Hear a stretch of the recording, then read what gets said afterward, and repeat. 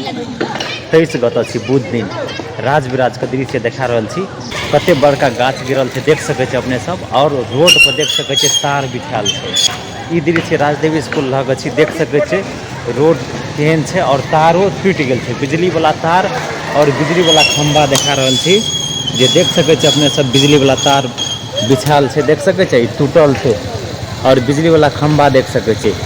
ई 10-15 minute का आंधी तूफान आयल रहे, जे एहन नुकसान एते क्षति भेलै अहाँ सबके देखा सकै छी। एहन तरह से बहुत जगह भेल हेतै, और बेसी करके खास करके राज विराज एरिया में एहिठाम से देख सकै छी कनिए के अगाड़ी में देख सकैत हेबै और लोग सब जमा छै और आदमी सब जमा छै। ओहूठाम एकटा बड़का गाछ गिरल छै। साँझ के दृश्य छी, जे ओते क्लियर फोटो नहीं देखा रहल छै। बहुत क्षति भेलै, जते टीन वाला घर छलै लगभग कह पड़तै उजड़िए गेलै। हवा में टीन वाला घर उजड़िए गेलै से कह पड़तै, बहुत बेसी से बेसी।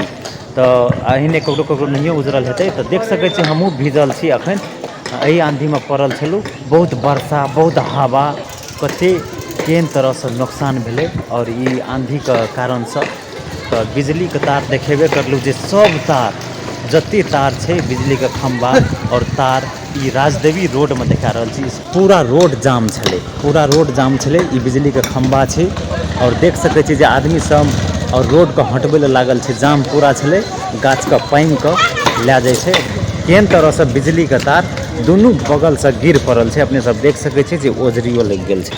एही से अंदाजा लगा सकै छी अपने सब जे केहन बड़का आंधी तूफान आयल छलै। आइ नेपाल के 23 गत छी, बुध दिन छी। अपने सब देख सकै छी, ई दृश्य देख के अंदाजा लगा सकै छी जे केहन बड़का तूफान आयल हेतै। और बुध दिन के दृश्य देखा रहल छी, ठेके राजदेवी स्कूल के गेट के अगाड़ी में छी। घुमा के देखा दै छी तो राजदेवी स्कूल देख सकै छी अपने सब, जे तार देखबै ने एहिठाम, तो तार देख सकबै तो दुनू बगल से तार गिरल छै। एहिठाम बिजली के तार देखबै तो दुनू बगल से गिरल छै और ओजरी लग गेल छै। पूरा तार गिर पड़ल छै, और देखबै तो एकटा बिजली के खंभा एहिठाम खाड़ छै और दूरस में देखैया खाड़ यऽ। मगर एहि रोड में पूरा जाम भए गेल छै। अतुका आदमी सब जे छै गाछी देखै छै पूरा रोड के छेक लेने रहै, और अतुका आदमी सब की कर रहल छै काटि के गाछी के लए जाइ छै और रोड के जाम से छोड़ेने छै। तबो अखन दिक्कत छै।